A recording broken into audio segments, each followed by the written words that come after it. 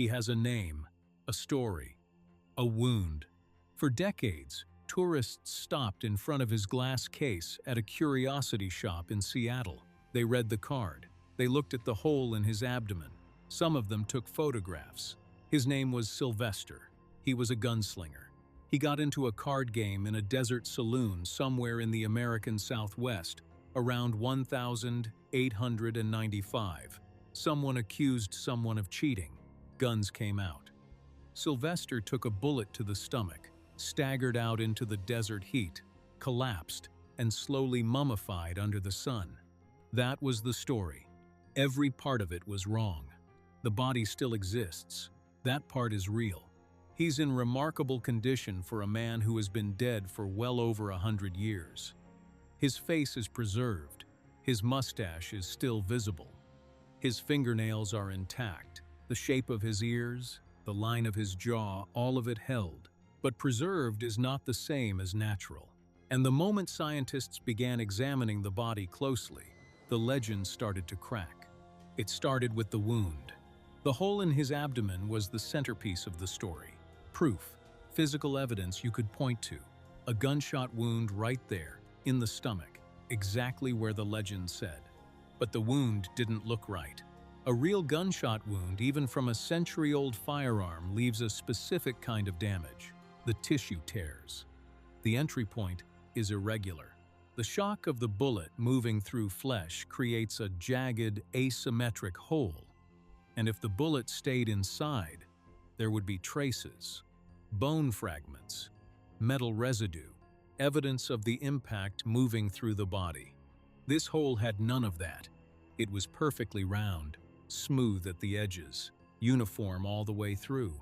And when scientists used an endoscope to look inside, threading a camera down through the abdominal wall, what they found was a small, cylindrical channel. Neat. Even like something had been bored through the tissue in a single, clean motion. No bullet, no tissue reaction, no evidence of any injury at all. The scan was unambiguous. This was not a gunshot wound. Think about that. The single piece of physical evidence supporting the most famous detail of this man's story, the wound that supposedly killed him, was not real. Someone made it. A quarter-inch drill. That's what the endoscope revealed at the edges of the channel. A faint, spiral pattern in the tissue. Exactly the kind of mark left by a manual hand drill being turned into flesh. Red paint had been added around the opening, not dried blood. Paint, the wrong color, the wrong texture, applied to make the wound look fresher than it was. Someone sat down with a real human body, picked up a drill, and created a bullet hole. Then they charged people a quarter to look at it, and almost no one questioned it. For decades. But here's the thing, the fabricated wound was not the only injury on this body, and what came next was harder to dismiss. On the right side of his face, there were small raised nodules under the skin, dozens of them, clustered in a specific pattern. When the CT scan mapped the area in detail, the nodules lit up clearly dense, rounded objects embedded in the tissue. Some had penetrated into the sinuses. Some had pressed against bone hard enough to leave permanent marks. Shotgun pellets, not one or two. More than a dozen fragments, scattered across the right side of his face, driven into the skin at a spread consistent with a shotgun fired from roughly 20 paces away. The scan showed something else. The tissue around every pellet had healed completely. The body had grown around them over months, possibly years. Hair was growing directly through the skin above some of the fragments. He was shot in the face with a shotgun, and he lived with those pellets inside him for a very long time afterward. Why didn't he have them removed? That question doesn't have a clean answer. Medical care existed in the American West in the 1880s and 1890s. Rough care, limited care, but it existed. A man with a face full of shotgun pellets who never sought treatment either, couldn't afford it, couldn't access it, or, and this is the harder possibility, couldn't afford to be seen by anyone official. A man with something to hide. A man on the edge of society. a man who had learned to live with pain rather than explain it. The legend said he was a gunslinger. The shotgun pellets said he was a man who knew violence. The silence around those pellets said something darker than either. And that's where the story starts to fall apart at a deeper level. Because if the bullet hole was drilled and the shotgun wound was real but from a different incident entirely, then the whole narrative, the saloon, the card game, the desert was constructed around a body that already existed. Someone acquired a real corpse, a real preserved human being, and built a story on top of it. The question became, how was the body preserved so well in the first place? The desert mummification story had always been convenient. Dry heat, arid soil, a body left undisturbed long enough to desiccate naturally. It happens. There are documented cases, but the body showed none of the expected signs. Natural desert mummification draws the moisture out of everything. The skin becomes dry and dusty. The face shrivels. The organs collapse into a dark, unrecognizable mass. The volume of the body decreases by over half as 70% of its water content evaporates away. This body was different. The skin had a faint sheen to it, almost wet in certain light. The internal organs were present and identifiable. The lungs had structure. The heart still showed its chambers. The liver, which decomposes faster than almost any other organ, was still there. No natural process did this.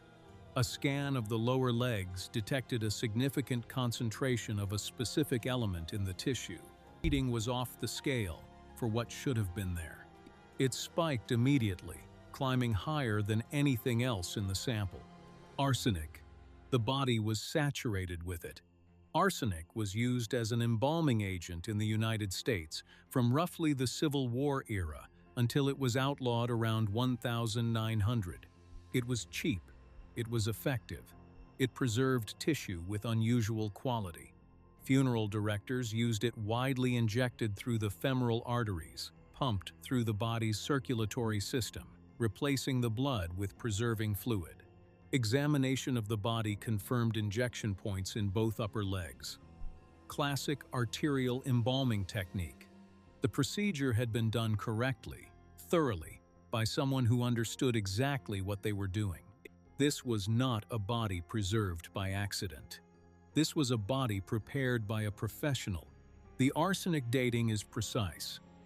The compound was legal and commonly used between approximately 1880 and 1900.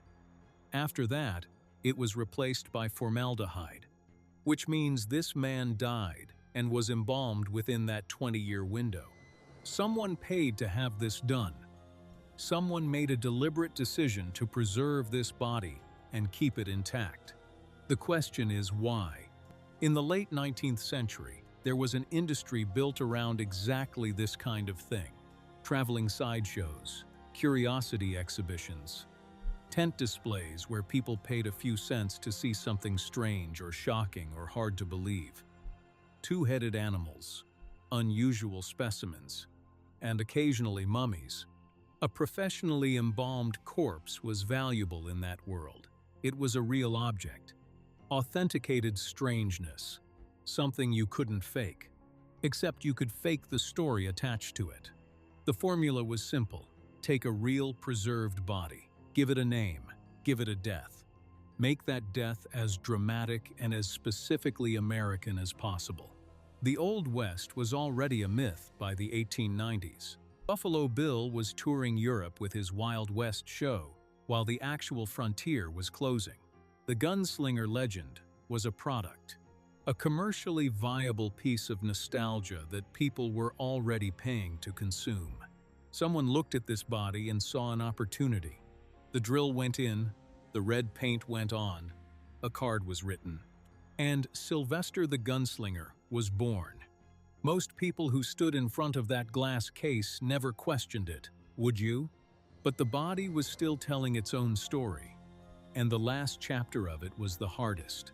Deep in the right lung, the CT scan found calcium deposits, White patches in the tissue calcified over time.